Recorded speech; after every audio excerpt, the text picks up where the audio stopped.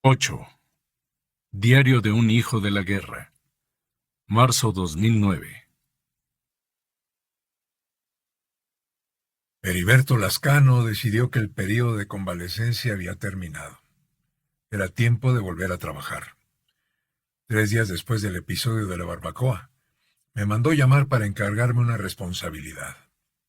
Al norte de Pachuca, en una colonia que lindaba con la zona rural, sin pedir permiso a los jefes de la plaza, un grupo de personas había instalado una bodega para procesar drogas.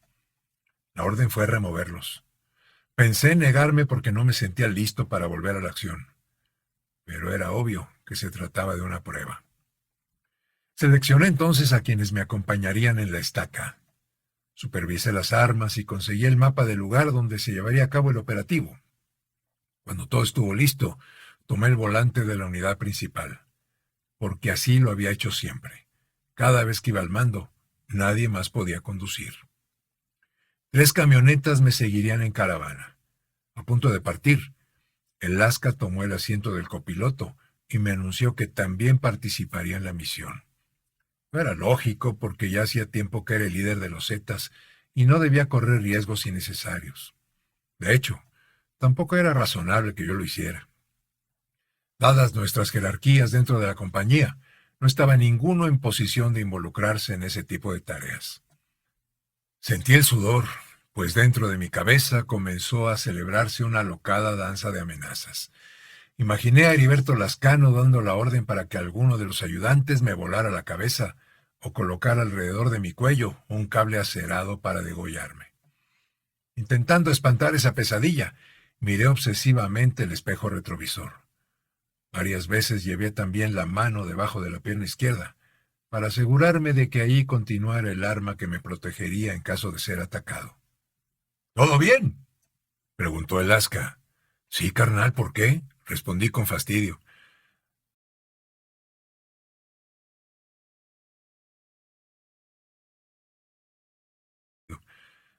Porque llevas medio minuto detenido frente al semáforo en verde, hizo notar el copiloto. Hasta ese momento escuché el claxon de los otros vehículos que me exigían avanzar. Reaccioné pisando a fondo el acelerador, con lo cual llamé la atención de los transeúntes próximos a la caravana. ¡Pinche Galdino! ¡Al chile! ¿Estás bien? Esa pregunta era ociosa porque Heriberto conocía la respuesta y, sin embargo, no estaba interesado en saber si el Z9 había perdido habilidades. Eso era evidente, sino en averiguar cuáles eran mis males. Yo estaba jodido por verme obligado a descubrir esas limitaciones en compañía de los demás. Para mí también eran desconocidas todas las consecuencias que el incidente de Chiapas había producido en mi personalidad. Después del error del semáforo, vinieron otros. Si bien había revisado varias veces el mapa para ubicar la bodega que atacaríamos, conduje la caravana hasta una dirección equivocada. Un error como ese podía poner en riesgo la operación, porque le daba tiempo al adversario para repeler el ataque. Por fortuna, los malandros de la bodega eran novatos y no se enteraron de nada hasta que los Zetas les caímos encima. Cuando tuve frente a la camioneta del zaguán de la bodega, uno del grupo bajó y lo hizo volar con la descarga de un fusil Barrett. Esa fue la señal para que los demás integrantes de la estaca descendieran de sus vehículos. Por instrucciones de Lasca, me tocó a mí ser el macho que abriera el paso como primero de la fila. «No en 11. Continúa en 11», ratificó para que me mantuviera en la posición delantera. Recibí un golpe leve sobre el hombro izquierdo y entonces disparé, derribando el primer cuerpo de la mañana. Otro toque en el hombro contrario y tiré sobre el siguiente malandro. Al final, solo sobrevivieron 5 sujetos de los 15 que se hallaban dentro de aquel lugar. Después de que Lascano los interrogó, ordenó que los rajaran. Respingué luego porque estaba en desacuerdo. Heriberto había utilizado la palabra rajar en vez de bajar. Mientras bajar significaba volar la cabeza de esos desgraciados, rajarlos quería decir desmembrarlos y esparcir sus restos. Yo no entendía la lógica de esa instrucción. Aquellos eran mocosos sin conocimiento de las reglas del narcotráfico, pendejos metidos en un territorio prohibido. Si Heriberto Lascano se hubiera quedado en el balneario de Atotonilco, yo los habría liberado para que fueran a contar lo sucedido. Ese mensaje evitaría que alguien más de la zona intentara de nuevo ponerse al tú por tú con los Zetas. Pero el verdugo quería imponer un castigo desproporcionado. Entonces di la espalda a los pobres diablos y me dirigí de vuelta hacia mi unidad mientras escuchaba los gritos de súplica de los prisioneros, quienes se resistían al cable acerado alrededor del cuello. —¿A dónde vas, Galdino? —escuché decir a Alaska.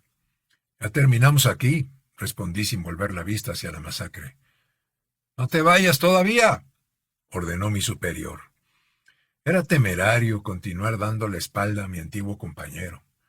No había entre ambos amistad suficiente como para desafiarlo sin consecuencias frente al resto de la raza. Giré medio cuerpo y vi rodar por el suelo la cabeza de un muchacho de 15 años. Hice un esfuerzo grande para no caer también. Porque era un hijo de puta. El Lasca me entregó un cuchillo de sierra y ordenó que ayudara a los Zetas más jóvenes a destazar los cuerpos y esparcir las extremidades en las calles de aquella colonia. —Ya no estoy para esas, Heriberto —argumenté. —Eso lo decido yo —respondió el verdugo. Fue cuando me retiré el pasamontañas y los guantes empapados de sudor. Metí el resto del equipo que llevaba encima dentro de la cajuela de la unidad principal y me retiré caminando sin voltear. Reynosa, agosto, 1995.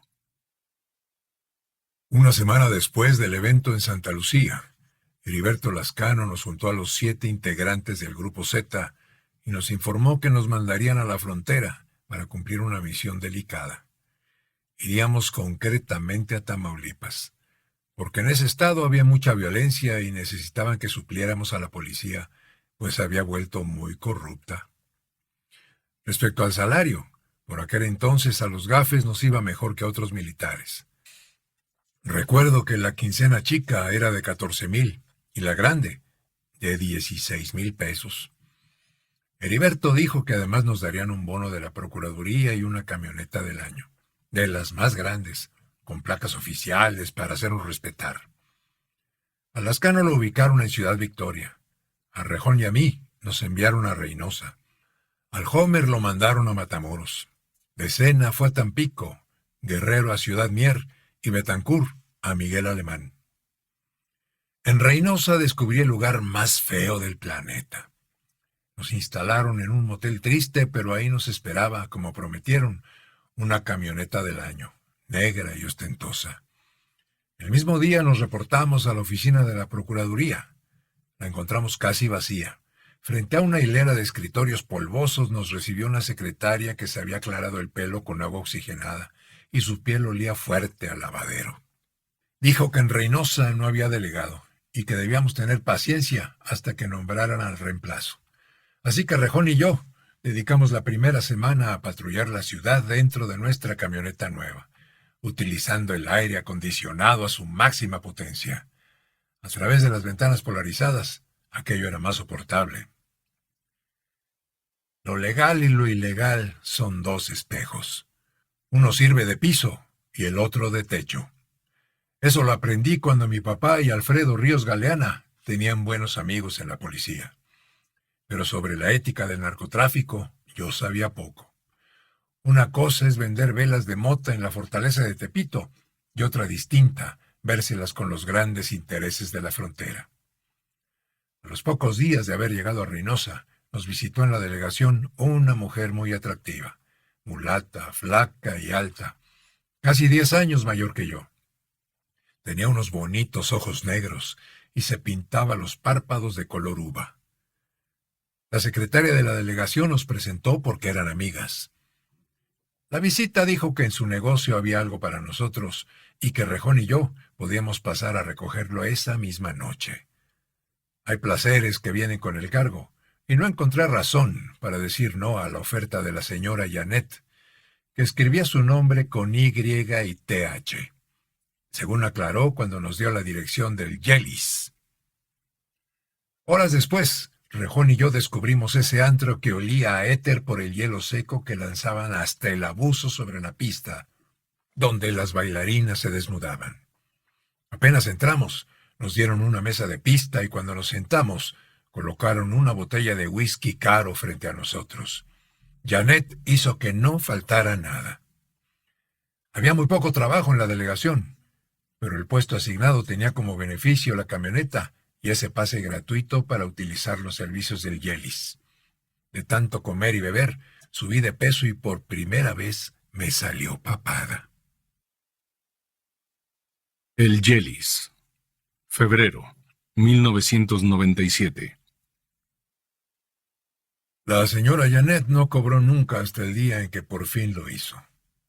Entre las chavas que trabajaban para el Yelis, había una que no se separaba de su lado. Era de esas personas sin prisa por envejecer. Lo mismo podía tener 16 que 26 años. No conocí su verdadero nombre, pero en ese antro la llamaban Hania. Un sábado por la mañana, Janet me llamó temprano al hotel y dijo que necesitaba un favor de nosotros. Rejón no andaba en Reynosa porque había ido a la Ciudad de México por asuntos de familia. Insistió en que era urgente, y media hora después nos vimos en la puerta de su negocio. Hay lugares que no deberían visitarse con luz de día. En cuanto entré, el olor a encerrado me provocó náuseas. Hallé a la patrona muy alterada. Sus ojos estaban irritados. Comenzó a explicarme que las cosas estaban muy revueltas y no tenía a quién recurrir. Habían detenido a Hania cerca de Río Bravo, un municipio vecino, y en ese momento la policía del estado la tenía presa. Argumentó que la chica no mereciera la cárcel porque todavía era muy joven. Si yo no la ayudaba, la acusarían de transportar droga. Confesó que en ocasiones las trabajadoras del Yelis se ayudaban haciendo mandados. Recibían buen dinero por cruzar la frontera con droga debajo de los asientos de un carro viejo. Los agentes mexicanos casi siempre las respetaban, pero la tarde anterior, Hania había tenido mala suerte. No tuve problemas en ayudarlas. Hice un par de llamadas y los colegas modificaron los cargos. Borraron del expediente la acusación original y en su lugar pusieron que se le detuvo por ejercer de prostituta. Esa misma tarde, Janet pagó la fianza y Hania quedó libre. Los federales éramos influyentes. Más que pedir un favor, di la orden. Un par de noches después, volvió a llamar Janet. Dijo que ella y Hania tenían una botella esperando en el Yelis para tomárnosla juntos. ¿Los tres?, pregunté con intención. Sí, los tres, respondió Janet. Dije que pasaré a visitarlas. Desde que conocí a Janet, le traía ganas. El privado era pequeño. Sobre una mesa cubierta con cristal había una botella cara de whisky, una hielera y 3 vasos. La patrona del burdel servía el alcohol cuando Hania nos alcanzó. A diferencia de Janet, la más joven solo llevaba puesta una bata de noche. Cruzaré los montes, los ríos, los valles por irte a encontrar, cantaba Hania intentando imitar la voz que emitían las bocinas. Tomé a Janet por la cintura y la conduje a un rincón para bailar. Ella colocó la mejilla sobre mi hombro y alcancé a escuchar su respiración. Casi de inmediato, Hania se unió al baile. Yo podría empeñar lo más caro que tengo, que es mi libertad, continuó la canción. Janet era un espagueti largo y flaco, embutido en unos pantalones negros de cuero, y usaba un top para cubrir los senos. Aquella noche la patrona llevaba el cuello recogido sobre la nuca. Sabía sacarse partido con su mata abundante. Yo deseaba verlas juntas, y fui a servirme más alcohol. Sería un honor, ay amor, ser tu esclava, continuó Hania, y Janet le cerró los labios con el primer beso de la noche. Tomé asiento como quien se prepara para ver el comienzo de una obra de teatro. La mulata desanudó el lazo de la única prenda que llevaba Hania. Sería tu juguete por mi voluntad, canté magnetizado por las dos mujeres. El contraste era bello. Janet tenía la piel más oscura de todo Reynosa, y Hania había nacido demasiado blanca. La patrona medía casi 1,80, y la más joven no rebasaba el 1,70. Con la tercera pieza, Hania quedó completamente desnuda, y Janet atrapó su sexo con la mano derecha. Fue entonces que descubrí, sobre la areola del pecho izquierdo de Hania, un lunar tan grande que podía confundirse con un segundo pezón en el mismo seno. El mesero se aproximó y puso sobre la mesa una bolsita con cocaína.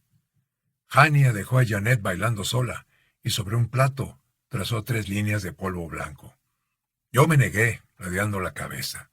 Esa noche no necesitaba más estimulantes. La botella de whisky había perdido la mitad de su contenido y era mía casi toda la responsabilidad. Inmune ante el rechazo, Hania optó por untar cocaína en mis encías. Después volvió sobre sus pasos y las mujeres retomaron la danza, una vestida y la otra desnuda. Janet recorrió despacio los pezones de su pareja. Las dos se conocían bien y compartieron el ritmo lento que habría sostenido una quinceañera durante su primer vals. Aunque disfrutaba la escena, me entraron ganas de pasar a otra cosa. Quizá había visto demasiadas películas pornográficas y fue por eso que, con un control remoto imaginario, quise apresurar la escena. Me uní al baile de las dos mujeres con torpeza. Intenté abrazar a la patrona por la espalda y ella se apartó con brusquedad. Así que bailé con la más joven. Te presto a mi novia, pero solo por esta noche, concedió Janet. Luego abandonó el privado y Hania me entregó la segunda parte del mensaje. No lo tomes a mal. Soy lo más cerca que puedes estar de ella. Los efectos del alcohol me ayudaron a aceptar mi derrota. Entonces coloqué los dedos donde antes habían estado los de Janet. Y a menos de 1 centímetro del clítoris de Hania, descubrí una argolla metálica. Me excitó la imagen de ese objeto diminuto, incrustado contra la piel blanda y mojada. Continuamos la danza, y la mujer desnuda me enseñó a manipular su tercer arete. La frontera de la cocaína. Agosto 2015. En el mismo tono de profesor que había utilizado antes para responder otras preguntas, Saúl Quirós regresó en el tiempo. En 1989, el presidente George Bush gastó millones de dólares para derribar las avionetas colombianas que introducían droga a través de los pantanos de Florida. Tuvo éxito con su estrategia y selló esa puerta de entrada. Fue entonces que México se volvió una vía alterna para el negocio de la cocaína. ¿Cuánto calculas que valía entonces ese mercado? ¿El de la cocaína transportada a través de México? ¿Sí? Unos 30,000 millones de dólares. La cifra me hizo mirarlo con incredulidad. Eso declaró un capo importante de la época entre los tribunales gringos. Afirmó con convicción. ¿Cuánto de ese negocio se lo llevaba la Organización del Golfo? Por lo menos 1/3. ¿10,000 millones de dólares anuales? Sí. ¿Y cuánto de ese dinero se utilizaba para comprar autoridades? Alrededor de un 10%. ¿1,000 millones de dólares al año para sobornar policías mexicanos? Yo creo que la mayor parte de ese dinero se iba a Estados Unidos. Supongo que es más barata la corrupción en México, expresé con resignación.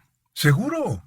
Ponle que anualmente aquí se invirtieran unos 300 millones de dólares para que el gobierno mexicano no molestara. 300 millones de dólares al año, repetí. La invitación. Febrero 1997. Amanecí en el departamento que compartían Janet y Hania. Ambas se hospedaban en una especie de bodega amueblada en el último piso del Yelis. Ese edificio de 5 niveles era una caja de sorpresas. Durante el desayuno, las dos me hicieron sentir en familia. Hania había recuperado la bata que llevaba la noche anterior, y Janet vestía otra idéntica. Hubo chilaquiles para desayunar. La salsa verde tenía el picante exacto para vencer la cruda. La patrona actuó como si no me hubiera dejado plantado. Aquella mañana, Hania se miraba realmente linda. No perdió oportunidad para reafirmar que ella era pareja de la patrona. Los muebles del lugar eran de chile, dulce y manteca. Ni en una tienda de mercancía china habría sido fácil encontrar tanta variedad. La patrona estaba sentada sobre una silla dorada forrada con terciopelo rojo, yo en otra de madera, y Jania en un banco alto e incómodo. En la charla, Janet preguntó por Rejón y también por el resto de mis compañeros. Como pasa después de una noche de buen sexo, conté cuanta pendejada, mayormente sobre la experiencia en el Fuerte Hood. Olvidé que estaba prohibido compartir esa información. Para Jania fue importante que tuviera una visa para entrar a Estados Unidos. En cambio, Janet se sorprendió cuando dije que además de policía judicial, era un militar de élite. Conté que en total fuimos 45 los que viajamos a Texas, pero solo 7 estábamos en Tamaulipas. La invitación que hizo la patrona no me pareció premeditada. ¿Por qué no los traes para que pasen con nosotros los últimos días de la Semana Santa? Llevábamos varios meses haciendo cada uno lo suyo, y no habíamos tenido oportunidad para intercambiar experiencias. Pregunté a la anfitriona si mis amigos podían quedarse a dormir en el Jellies, y Jania intervino para decir que ahí tenían cuartos y chicas suficientes para todos. Como son días de vacaciones familiares, no suelen venir clientes, añadió Janet. Prometí llamar y así lo hice. El Homer, Lascano y Escena aceptaron de inmediato. Un día después, también lo hicieron Betancourt y Rejón. A Óscar Guerrero no lo localicé. Descubrí lo grande que era el lugar, pero aquel fin de semana descubrí que el Jellies tenía al menos 30 habitaciones. A cada uno de mis compañeros le dieron una diferente, mejor amueblada que la del hotel a donde Rejón y a mí nos hospedó la Procuraduría. Aquel Jueves Santo se estacionaron afuera 5 camionetas negras del año, de esas que solo tiene la gente con poder. Los vecinos habrán pensado que ahí estaba el gobernador o quizá alguien más importante. Como si fuéramos niños saliendo del salón de clases, apenas estuvimos juntos, nos arrojamos al juego de manos. Uno empujó al otro y el tercero saltó encima de todos. Al Homer era preferible no provocarlo, pues un golpe de ese gigante podía tirar un par de dientes. Janet buscó el mejor vestido que tenía para salir a recibir a mis amigos. La patrona sabía impresionar, y ninguno fue insensible a su buen trato. Si así es la dueña del lugar, ¿cómo serán las demás viejas que trabajan aquí?, interrogó de Escena. Le respondí que no estaba seguro de que Janet fuera la dueña, pero le prometí que no tendría quejas sobre el personal. Aquel primer día lo festejamos con champaña de la más fina. Fue la primera vez que la mayoría probamos esa bebida. Jania se encargó de distribuir al personal femenino entre mis compañeros. A de Escena le tocó una güera flaquita que hablaba como española. Rejón escogió a Gloria, una sinaloense alta y rellena, a quien conoció la primera vez que visitamos el Jellies. Al Homer lo emparejaron con una muchacha de baja estatura que no lo hizo muy feliz. Betancourt cometió el mismo error que yo. Pensó que Janet estaría disponible y rechazó a la pareja que le propusieron. Heriberto aprovechó la circunstancia y se puso a festejar con 2 al mismo tiempo. Yo me quedé con Jania, porque ya nos conocíamos. Mientras bailábamos, bebíamos y algunos se drogaban, la patrona mandó traer comida china. Los amigos estaban bien agradecidos con Rejón y conmigo. Pasadas las 11 de la noche, cada uno se retiró acompañado por su puta y una botella de champaña sin abrir. Como Lascano no aceptó separarse de su regalo doble, Janet tuvo que llamar a otra trabajadora para que le hiciera compañía a Betancourt. Yo no estaba dispuesto a descender de categoría. Mientras mis amigos se encaminaban a sus habitaciones, subí al 5º piso para pasar la noche en el departamento. Jania aceptó, porque según me dijo, Janet no se quedaría a dormir.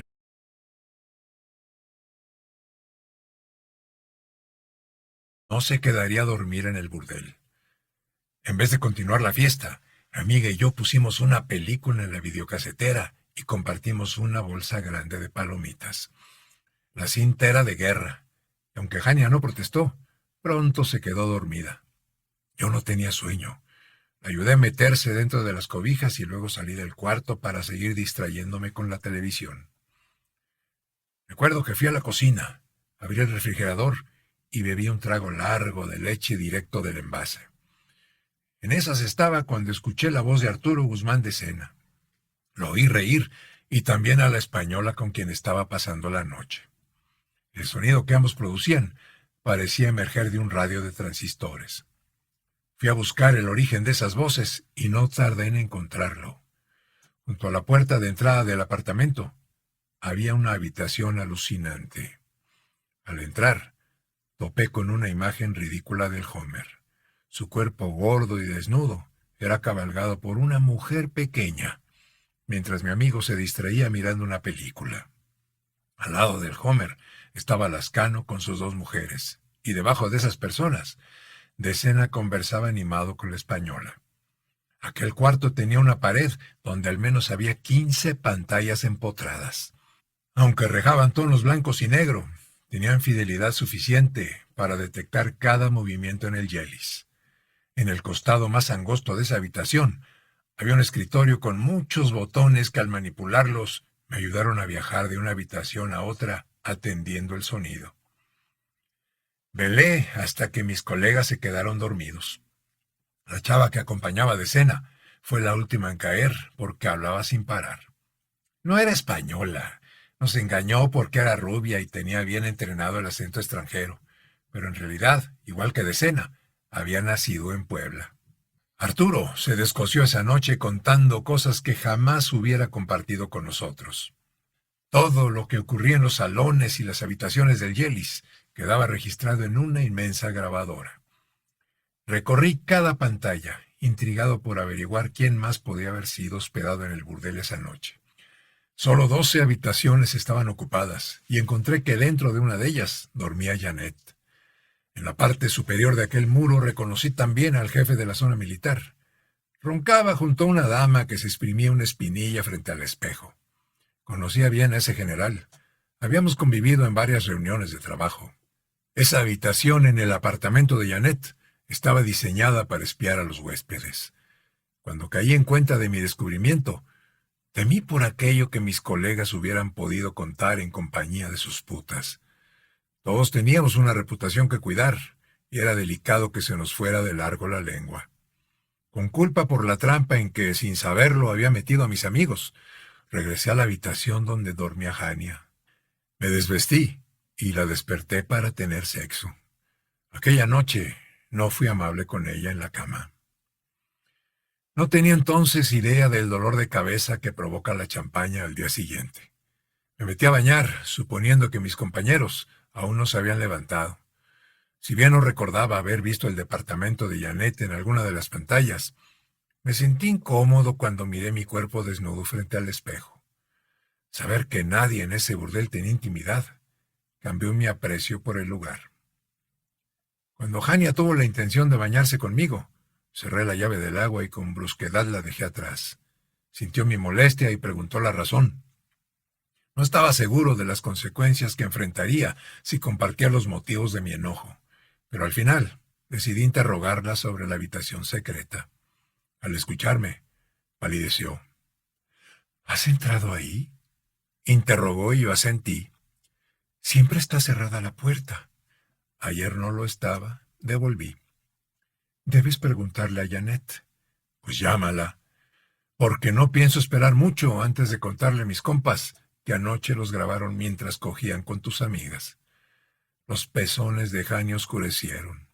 Sobre la mesita de noche había un teléfono secretarial, y a través de él se comunicó con Janet. Galdino quiere verte aquí arriba. Respiró. Está encabronado porque descubrió el cuarto de las televisiones. Mientras yo esperaba en el comedor de las sillas diferentes, el dolor de cabeza fue en aumento. ¿Qué le diría a la patrona cuando la tuviera enfrente? Janet tardó casi 30 minutos en acudir. Durante ese tiempo, nuestra novia se encerró en la recámara. La patrona llegó acompañada por un fulano enorme que los fines de semana cuidaba la puerta principal del Yelis. ¿Por qué no te fuiste a desayunar barbacoa con tus cuates?, me preguntó. En ese momento me enteré de que mientras yo esperaba, ella organizó a las chavas para que llevaran a los invitados a un restaurante a las afueras de Reynosa. La información me intranquilizó. Una cosa era enfrentar el problema sabiendo que mis amigos estaban en el mismo edificio, y otra muy distinta sería hacerlo solo. Me dice Hania que te pusiste a husmear, dijo. El cuarto estaba abierto. A medianoche escuché voces y fui a ver de qué se trataba. Esos monitores sirven para darle seguridad a las trabajadoras en caso de que un cabrón quiera pasarse con ellas. Ya había imaginado esa respuesta. ¿Y por qué grabas a los clientes? ¿Cómo sabes eso? A ti ya se te olvidó que soy policía. ¿Y también eres militar? Añadió. Pues entonces más respeto. Quiero que borres el material donde aparecemos mis compas y yo. Janet pudo haberme engañado aceptando la petición. Sin embargo, escogió un camino diferente. Esos videos ya están en manos de otras personas. ¿De quién? Interrogué. De los dueños del Yelis. Creí que tú eras la mera mera. Mentí. Pues sábete que solo soy una empleada. ¿Y quiénes son tus jefes? Intenté averiguar más cauteloso que antes. Janet pidió al guardia que nos dejara solos. Luego fue a buscar a su novia para ordenarle que también saliera del departamento. Lamenté el rostro dolido de Hania cuando cruzó frente a mí.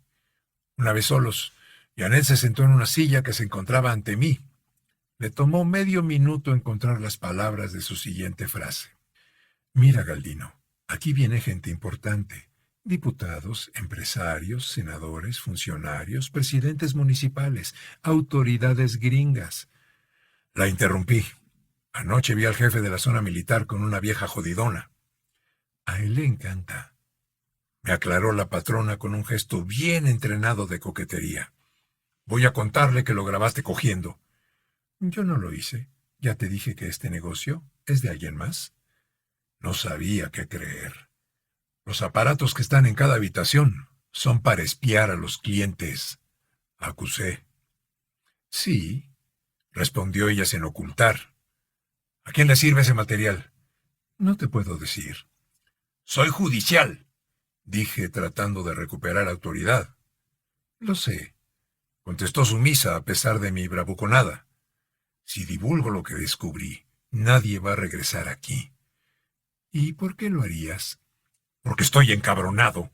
Invité a mis carnales y mira cómo los trataste. Janet regresó a ser la anfitriona generosa del día anterior. ¿Y si te comparto la información que obtenemos con estas cámaras? ¿Cómo? Interrogué.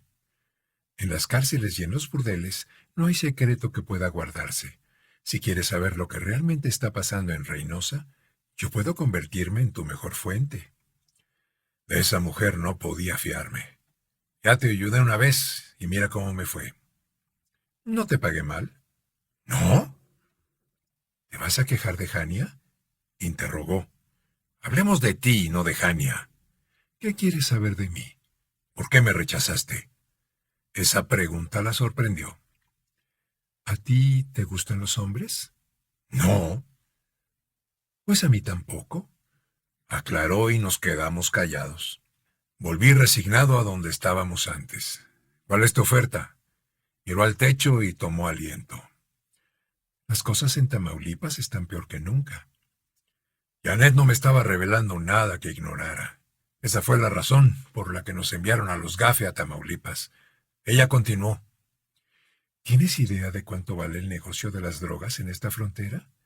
Quien termine siendo el jefe de la plaza se ganará el premio gordo de la lotería. ¿Y quién va adelante? Quise saber. Eso todavía está por resolverse, me informó Janet. Mientras tanto, la competencia por la sucesión provoca harta violencia. Guardé silencio en tanto reflexionaba sobre lo poco que sabía con respecto a esta nueva experiencia de trabajo. La mulata, además de hermosa, era lista. Mientras las cosas se definen, se necesita saber dónde está parado cada uno. Te ofrezco compartir aquello que vaya averiguando a cambio de que olvides lo que viste ayer. ¿Me estás pidiendo que traicione a mis compas? Conmigo no los traicionarás. Podrías incluso ayudarlos. ¿Me convenía la propuesta de la patrona? Interrogué pensando en mis santos. Janet buscó un ángulo distinto para convencerme. No digas nada. Deja que tus amigos la pasen bien y regresen a su puesto el lunes. Mientras tanto, quédate las próximas noches en el cuarto de los monitores para que te muestre lo que puede aprenderse si se coloca una cámara y un micrófono en el lugar adecuado. Janet sabía leer bien a las personas, y por segunda vez me mordió la serpiente. Pero no le iba a salir gratis el chiste. De alguna manera quise joderla. Vas a tener que compartir a Jania conmigo. Si ella quiere, no tengo inconveniente. Cuando se trata de negocios, no soy celosa. Pero te quiero fuera de mi cama. Así que la próxima vez, ustedes dos se van a dormir a las habitaciones de abajo. Esa propuesta me pareció inaceptable. No voy a cogérmela frente a tus cámaras, rematé. Se cerró el trato sin resolver el último punto. No contaría nada, a cambio de compartir a su novia y su casa, y ella me daría información sobre lo que sucedía en Tamaulipas. Ya lo compraron. Marzo, 1997. No calculé que dentro de la habitación de los monitores espiaría una conversación sobre mí. Ya lo compraron, escuché decir más noche al cabrón de Decena. No jodas, Galdino es nuestro compa, me defendió el Homer. ¿A poco crees que son gratis las viejas y la champaña? Malició Decena. ¿De qué te quejas? A ti te fue re bien, argumentó el Homer. En cambio, tu vieja está de la chingada, se burló el otro. Rieron los dos. El Homer dio un paso atrás y se subió la bragueta. Las imágenes del baño de clientes del Jellies eran tan nítidas que me hicieron sentir incómodo. Decena estaba recargado contra el lavabo y continuó intrigando a mis espaldas. No te hagas pendejo. ¿Cuánto cuesta cada hora con tu puta, las botellas, las habitaciones, la droga? Te aseguro que el mellado tiene negocios con la tal Janet. El Homer hizo un cuenco con las manos, lo llenó de agua y luego mojó sus ojos y mejillas. Al final, se dirigió a la imagen que el espejo le devolvía. Hoy me voy a la cama con otra vieja. Decena también admiró su propio reflejo. Yo, en cambio, me quedo con mi española. No se atrevió a confesar que su amiguita era en realidad poblana. Lo demás que dijeron también quedó grabado. 1 año, Homer, un pinche año y te vuelves rico. Ahora pues, ¿cómo? Al puerto de Tampico llega de todo. Viejas que vienen a trabajar desde Europa del Este, fayuca, armas y chingos de cocaína. No te imaginas el business que se puede hacer en ese lugar. Ha de ser más divertido que Matamoros, dijo celoso el Homer. El mío es un pueblo violento pero aburrido. Entró al baño un güey más ebrio que un gusano de mezcal. Decena y el Homer callaron esperando a que el sujeto empinado sobre el mingitorio terminara de desahogarse. Desde donde yo la veo, está difícil darse color sobre lo que pasa. El pleito es de todos contra todos. Van más de 20 muertos a Matamoros y nadie reclama los cuerpos, contó el Homer. Supe que balearon a 2 policías de la Federal, mencionó Decena. Está cabrón, trabajaban conmigo. Nos mandaron a la guerra sin explicarnos una chingada, se quejó Arturo. Que cada quien se rasque con sus propias uñas, retomó el Homer, y ambos salieron del baño. En el salón principal del Jellies, la música me impidió continuar escuchando su conversación. Tenía razón el Homer. Era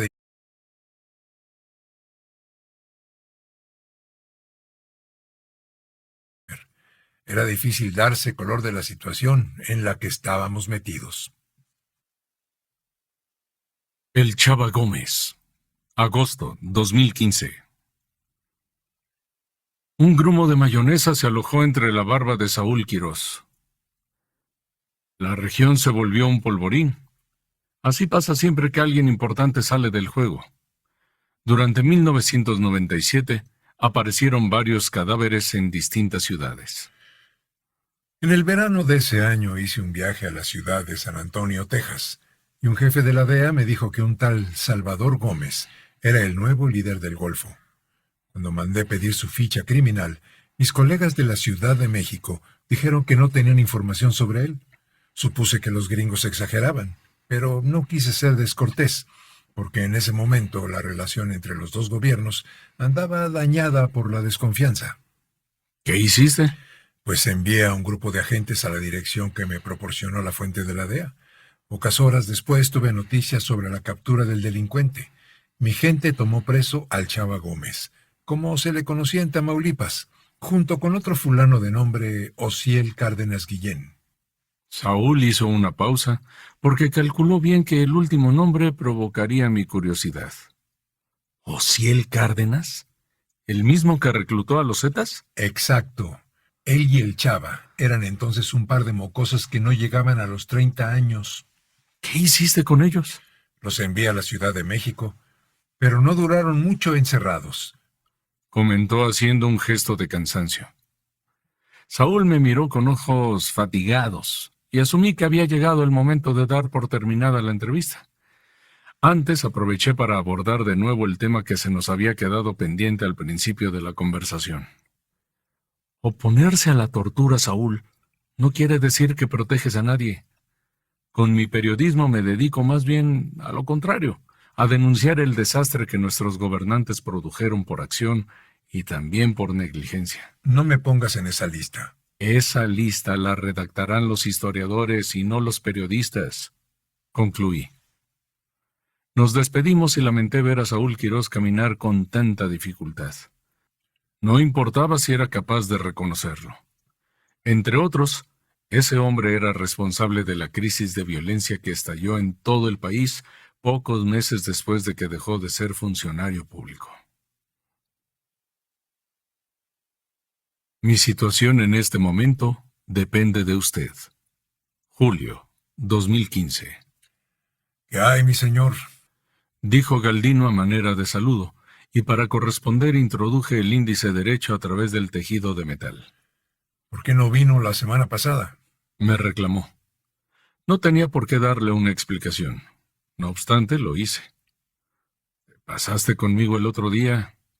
Galdino desvió la mirada. No recuerdo. Pues yo sí, expliqué. Ya. ¿Qué te andas metiendo? Guardó silencio y después soltó. Solo fue esa vez. El blanco de sus ojos se asomó con brillo detrás de la oscura malla metálica y volví a preguntar. ¿Estás drogando de nuevo? Anfetas. Confesó. Usted perdone. ¿Yo por qué? ¿Por si lo ofendí? Debajo de la malla, Galdino hizo pasar un fajo gordo de hojas manuscritas. He seguido trabajando. Fue su disculpa. Recorrí las páginas sin prisa. Él no se impacientó. La letra y las faltas de ortografía ya me eran familiares. Solo fue esa vez. Le juro que ya no consumo, mi señor. No tienes por qué darme explicaciones. Corté de tajo. Se las quiero dar porque necesito que siga viniendo.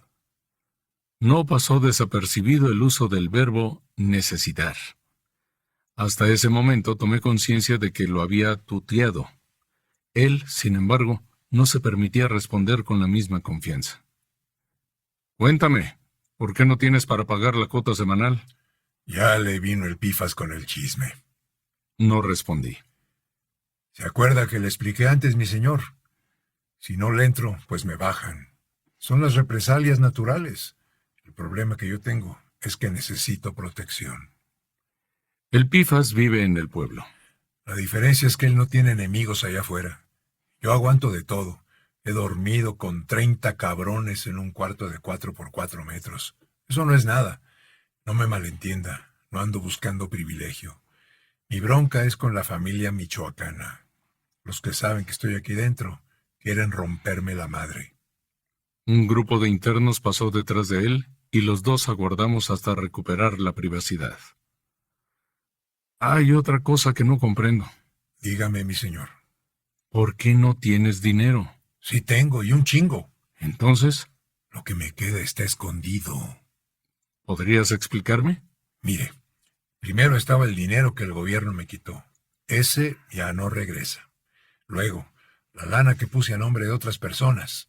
Algunas se han aprovechado. Y por último, los ahorros que enterré aquí y allá por si algo me pasaba. Esa última parte es mi jubilación. ¿Y por qué no tienes para pagar 2,000 pesos a la semana? Resopló con fuerza y se agarró con 10 dedos a la malla que nos separaba. Le voy a orientar. Cuando me metí preso y descubrieron que yo era Galdino Mellado Cruz, vino a verme gente de Hacienda. Una señorita y 2 cabrones, con identificación oficial y todo. Se pararon ahí mismo donde está usted ahora. Me informaron que le habían bajado una camioneta Rosaura, mi vieja, y también le congelaron sus cuentas de banco. Luego se metieron con mi mamá. Por eso estaba enojada la vieja, porque le quitaron las panaderías que había puesto a su nombre. Además, se apañaron una casa grande que teníamos en la colonia Lindavista. En fin, ¿para qué les sigo contando mis miserias? Continúa, por favor. Soltó el tejido metálico y siguió hablando. Los bienes que estaban a nombre de otras personas también se perdieron. Unos porque Hacienda los detectó y otros porque los familiares se asustaron o se agandallaron, ¿comprende? ¿Pero todavía te queda el dinero que tienes escondido? Claro que sí. Los Zetas fundadores hicimos harta lana. ¿Y por qué no les pides ayuda? Ni madres. De estas salgo yo solo. No voy a mostrar debilidad para que luego vengan a cobrarme. Ya hablaré con la compañía cuando esté fuera. Antes no. Al fin que faltan pocos meses. ¿Cómo resolverás de aquí a entonces tu situación? Galdino bajó la vista y luego la regresó al lugar desde donde se asomaba. Discúlpeme, mi señor, pero yo ahorita... Mi situación en este momento, pues, depende de usted. Favores allá afuera me deben muchos, y todo se lo voy a pagar, se lo juro. Nos caímos juntos. Octubre, 1998. Fue por culpa de Jania que me agarró el gusto por las joyas. Empecé a usar relojes buenos, esclavas y anillos con piedras grandes. Me dio también por coleccionar rosarios lujosos. Pasábamos el fin de semana en McAllen, porque ella montó un negocito. Cada vez que volvíamos a México, la chamaca traía joyería que luego vendía en el Yelis. Sus compañeras se encargaban de colocar la mercancía entre los clientes. Nunca había tenido tanto dinero. Sin embargo, gastaba más rápido de lo que me llegaba. Jania y yo visitamos los mejores hoteles de la frontera gabacha. Un día me preguntó si podíamos hacer otra cosa además de coger y gastar, y le respondí que no. Cogíamos y nos daban ganas de salir de compras. Comprábamos y nos entraba urgencia de regresar a coger. ¿No hay nada más entre nosotros?, insistió, y yo lamí el lunar que parecía pezón para evitar que siguiera preguntando. Esa morra fue a toda madre conmigo. Cuando no estábamos en Reynosa, reventábamos mejor. Mientras tanto, la Janet estaba cada día más estresada. El burdel la iba psicoseando. Pasaba noches sin dormir. Cada vez que mi nuevo jefe, el delegado de la Procuraduría, visitaba Reynosa, se relajaba en el Yelis. En esa ciudad, solo éramos 7 los agentes federales. De risa. ¿Quién podría controlar un lugar así de conflictivo con tan poca gente? Por lógica, teníamos que estar apalabrados. Yo analizaba mi situación y sabía que me estaba poniendo a prueba. Si alguien venía a decirme que tal o cual andaba con la maña, pues yo hacía como que no hacía. Sabía respetar la instrucción de mis superiores, y también a aquellas personas que habían pagado por trabajar la plaza. Más que el dinero, me gustaban la influencia y la manipulación. Era mucha gente la que quería quedar bien conmigo. Cuando iba a un restaurante y no me gustaba la comida, aventaba el plato y a una voz los dueños corrían a la mesera que no me había tratado como merecía. Nunca más volví a ser hormiga. Desde que regresé del gabacho, me convertí en lo que ahora soy.